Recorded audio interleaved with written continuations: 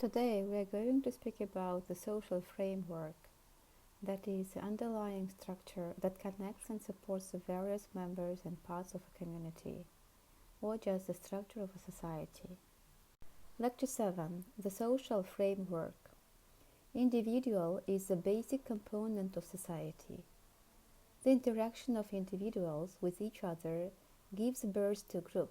The social groups interact with each other and develop relationships with each other, leads to a society.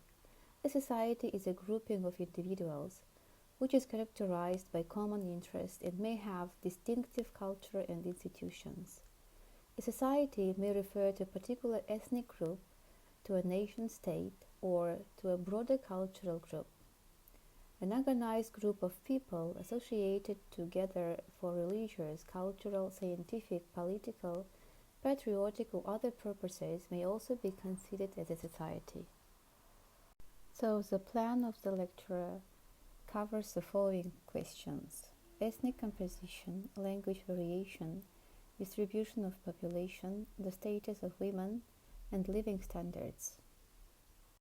In 2011, 87.2% of the total population of the United Kingdom were white British. A positive net migration in recent years, combined with the resultant international relationships following the wide-reaching former British Empire, has contributed to an increasingly diverse population. For centuries, people from overseas have settled in Britain to escape political or religious persecution, or in search of better economic opportunities. The Irish have long formed a large section of the population. Jewish refugees who came to Britain towards the end of the 19th century and in the 1930s were followed by other European refugees after 1945. Substantial immigration from the Caribbean and South Asia subcontinent dates principally from the 1950s and 1960s. There are also groups from the United States and Canada, as well as Australia, Chinese, Greek and Turkish Cypriots, Italians and Spaniards. More recently, people from Latin America, Indochina and Sri Lanka have sought refuge in Britain. According to the results of a survey, the average ethnic minority population of Great Britain numbered about 2.7 million, some 4.9% of the total population, of whom 46% were born in Britain. Just over half of the ethnic minority population was of Indian, Pakistani or Bangladeshi origin. Less than 1/5 was of Afro-Caribbean ethnic origin, and over 1 in 10 was of mixed ethnic origin. The sample survey also indicated that the proportion of men of working age in Great Britain who were economically active was higher among the white population than among those from other ethnic groups. Among women, the variation was greater. 76% of those from the Afro-Caribbean ethnic group were economically active, compared with 72% in the white group, 60% in the Indian group, and only 25% in the Pakistani Bangladeshi group. Many individuals have achieved distinction in their careers and in public life, and the proportion of ethnic minority members occupying professional and managerial positions is increasing. In law, for example, an estimated 60% of practicing barristers are of ethnic minority origin. In April 1992, for example, there were 6 ethnic minority members of parliament, and the number of ethnic minority councillors in local government is growing. There has been an expansion enterprise and numerous self-help projects and ethnic minority communities have been established. Black competitors have represented Britain in a range of sporting activities, and ethnic minority talents in the arts and in entertainment have increasing. There are also special allocations, mainly through Home Office grants and the Urban Programme, which channel extra resources into projects of specific benefit to ethnic minorities. These include, for example, the provision of specialist teachers for children needing English language tuition, business support services, and measures to revive local economies and improve the inner city environment. Cultural and recreational schemes and the health and personal social services also take account of the particular needs of ethnic minorities. The government is encouraging the development of black businesses in inner city areas through the Ethnic Minority Business Initiative. It is also promoting equal opportunities for ethnic minorities through training, including greater provision for unemployed people who need training in English as a second language. English is the main language spoken in Britain, although with many regional variations in terms of accent and phraseology. It's also one of the most widely used in the world. Recent estimates suggest that over 360 million people speak it as their first language, with a similar number speaking it as a second language. Modern English derives primarily from one of the dialects of Anglo-Saxons, but has been very greatly influenced by other languages over time. In addition to being widely spoken, English by far the most commonly studied foreign language in the world, followed by French at a distant second. About 1/5 of the population of Wales speak the Welsh language, which is of Celtic origin. They are concentrated in the rural north and west, where Welsh remains the first language of most of the population. Both the government and voluntary groups have taken steps to revive the use of Welsh. Bilingual education in schools is encouraged, and there has been an extended use of Welsh for official purposes and in broadcasting. In the context of dealing with public authorities and administration of justice in Wales, Welsh and English are treated on an equal basis. Gaelic, also a language of Celtic origin, is still spoken by some 70,000 people in Scotland. The greatest concentration of Gaelic speakers is in the islands of the Hebrides. People in the central lowlands of Scotland have for centuries spoken Scots, a dialect derived from the Northumbrian branch of Old English. This has its own recognized literary tradition and has seen a revival in poetry in the 20th century. Many words and phrases from the Scots tongue are retained in everyday English, which is spoken throughout Scotland. Many other languages are spoken by the minority ethnic communities living in Britain. Britain has a population of about 66 million people, the 70th largest in the world. The great majority, that's about 50 million, live in England. Scotland has just over 5 million people, Wales 2.9 million, and Northern Ireland about 1.7 million people. The population density is well above the European Union average. The total population has remained relatively stable over the last decade. The proportion of young people aged under 16 fell steadily in the early 1980s, but numbers in this age group have increased slightly in the last 2 decades. The proportion of elderly people, especially those aged 85 and over, has continued to increase. There is a ratio of about 105 females to every 100 males. There are about 5% more male than female births every year. Because of the high mortality of men at all ages, however, there is a turning point at about 50 years of age, beyond which the number of women exceeds the number of men. This imbalance increases with age so that there are many more women among the elderly. Since the 19th century, there has been a trend, especially in London, for people to move away from congested urban centers into the suburbs. There also has been a geographical redistribution of the population from Scotland and the northern regions of England to the southeast, East Anglia, the southwest, and the East Midlands in recent decades. The increase in the rate of retirement migration has also occurred. The main recipient areas were in some towns. The retired constitute over 1/4 of the population, being the south coast of England and East Anglia. England is the most densely populated with 373 people per square kilometers, and Scotland the least with only 67 people per square kilometer. The great majority of people are concentrated in towns and cities, although there has been a trend, especially in the capital of London, for people to move away from congested urban centres into the suburbs. The average age of women having children has risen to over 28 years in England and Wales. There is also a greater preference for smaller families than in the past, which has led to a significant decline in the proportion of families with 4 and more children. Life expectancy for men in Britain is about 74 years, for women 79 years, compared with 49 years for men and 52 years for women at the start of the century.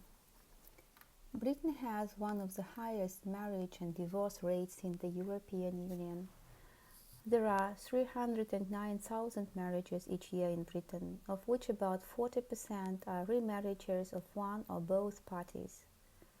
Of the population ages 16 or over in England and Wales, 55% are married, 28% are single, 9% are widowed, and 8% are divorced. The average age for first marriages in England and Wales is now 29 for men and 27 for women.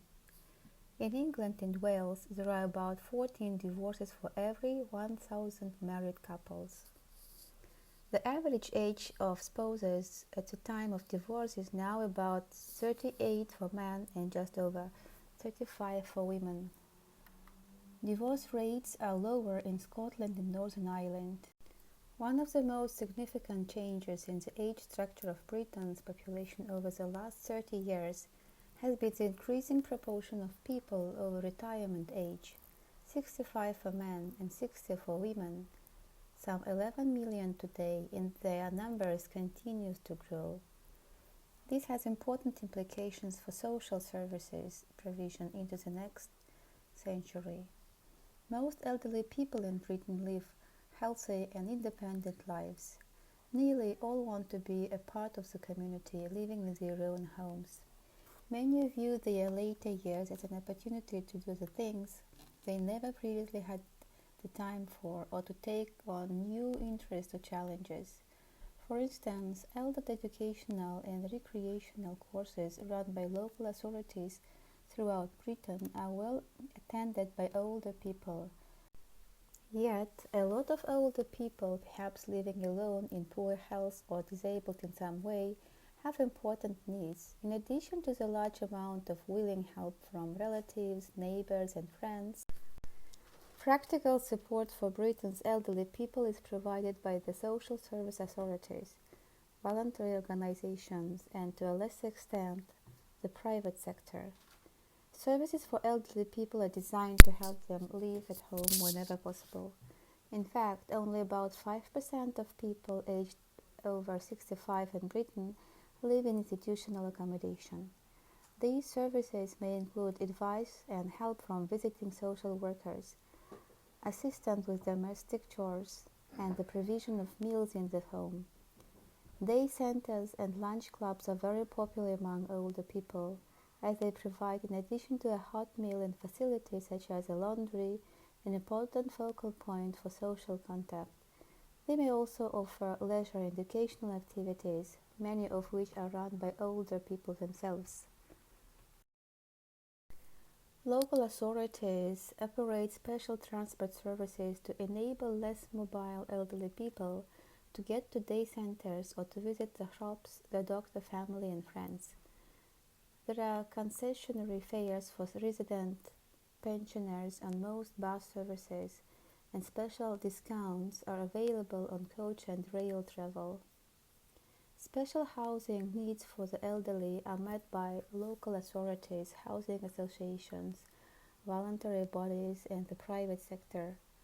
Sheltered housing schemes may consist of groups of flats or small houses where older people can live independently but still have the support of a resident warden. For those people who are too infirm to continue to live independently, There are residential homes providing full board or nursing homes offering 24-hour personal care. The home is the central focus of most young people's lives in Britain, particularly for those who are still attending school.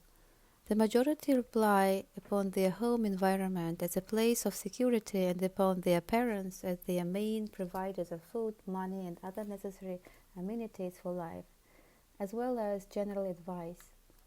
Young people spend a large proportion of their leisure time in the home with other members of their family or with friends. After the home, school is the main social environment where children not only receive their formal education, but also develop their identities within peer groups. All school children in Britain are encouraged to take activities which complement their academic and vocational education and help to identify their individual talents such as sports, drama, music, creative pursuits. Many of these form part of school curricula.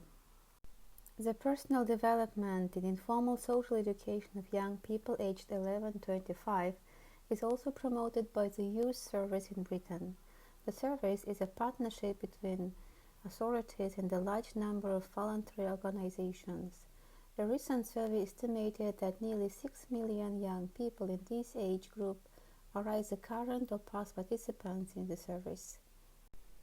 Youth clubs and centers are the most common types of youth service provision, encouraging their members to participate in sport, cultural and creative activities, and community service. Some also provide information and counseling. Youth clubs may be branches of national or international bodies, or they may be entirely local institutions. There are many religious groups and churches with specialist youth organizations, as well as uniformed organizations such as the Guides and Scouts associations and Boys and Girls brigades. Finance is provided by many foundations and trusts for activities which develop the talents of Britain's young people. The Prince's Trust and the Royal Jubilee Trust, for example, help individuals active in youth-oriented projects related to urban deprivation, unemployment, homelessness, and young offending. The Duke of Edinburgh's award scheme challenges young people to achieve certain standards in community service, expedition, social and practical skills, and physical recreation. The economic and domestic lives of women have been transformed in the 20th century. These changes are due partly to the removal of much of gender discrimination in political and legal rights. At the heart of women's changed role has been the rise in the number of women, especially married women, at work. With later marriages, there has been a decline in family size. Women are involved in childbearing for a shorter time, and this, together with technological advances, which have made housework less time-consuming, has made it easier for women with children to combine child-rearing with paid employment. The growth of part-time and flexible working patterns and training schemes allows more women to take advantage of employment opportunities. Women make up more than 2/5 of the workforce. The proportion of married women working outside the home has increased to 2/3 of those between the ages of 16 and 59, a quarter of the total labor force compared with only 4% in 1921. Married women are most likely to be in full-time work if they are aged 16 to 29 with no children. There is still a significant difference between men's and women's earnings, but equal pay legislation, which came into force in 1975, has helped to narrow the gap. In 1990, women's average hourly earnings were only 77% of the men's. Despite a progressive rise in women's hourly rates over the last 3 years, women's wages remain relatively low because they tend to work in the lower paid sector of the economy and work fewer hours than men because of their domestic commitments. Marked improvements in the standard of living for people in Britain have taken place during the 20th century. According to the United Nations, Britain ranked 15th Out of 175 countries on a Human Development Index that combines life expectancy, education levels, and basic purchasing power, earnings from employment remains the main source of household income for most people, although other sources such as private pensions and annuities have become more important. Disposable income, the amount of money people have available to spend after income tax, national insurance, and contributions to pension scheme have been deducted, is now at its highest ever level. Since the 1970s, there has been little change in the distribution of marketable wealth, half of which is owned by the richest 10% of people. A large proportion of personal wealth in Britain is in residential property. There has been growth in share ownership in recent years. Average weekly household spending in Britain is about £311. Food and housing costs constitute 18 and 16% of these. Transport and leisure pursuits account for about 16% each. Largely depending on their means, people in Britain live in a diverse range of accommodation, ranging from country mansions to single rooms or hostels in the inner cities. The majority, however, live in the houses and to a less extent flats, either as owner-occupiers or as tenants paying rent. About 19% of houses are detached, 31% are semi-detached, and 29% are terraced. Purpose-built flats make up 15% of the housing stock, and converted flats or rooms account for 5%. The number of owner-occupied homes amounts to over 14 million in England. Most people buy their homes with a mortgage loan, with the property as security. Mortgages are available from building societies, banks, or other financial institutions. There are some 3.5 million houses and flats in the public housing sector. Most of the public housing in Great Britain is provided by local housing authorities. Over one-third of local authority tenants live in purpose-built flats, one-third in terrace houses, and about one-quarter in semi-detached houses. Most have the right to buy the homes they occupy if they wish. Housing associations, which are non-profit making, are now the main providers of additional low-cost housing for rent and for sale to those on low incomes and in the greatest housing need. The housing association sector is expanding rapidly. Associations now own, manage, or maintain over 950,000 homes and about 65,000 hostels and special needs bed spaces in Great Britain, providing homes for well over 1 million people. Almost 10% of households are rented from private landlords. Here are some comprehension questions for you to fulfill in written form. Thank you for your interest in country studies. Stay tuned to our YouTube channel.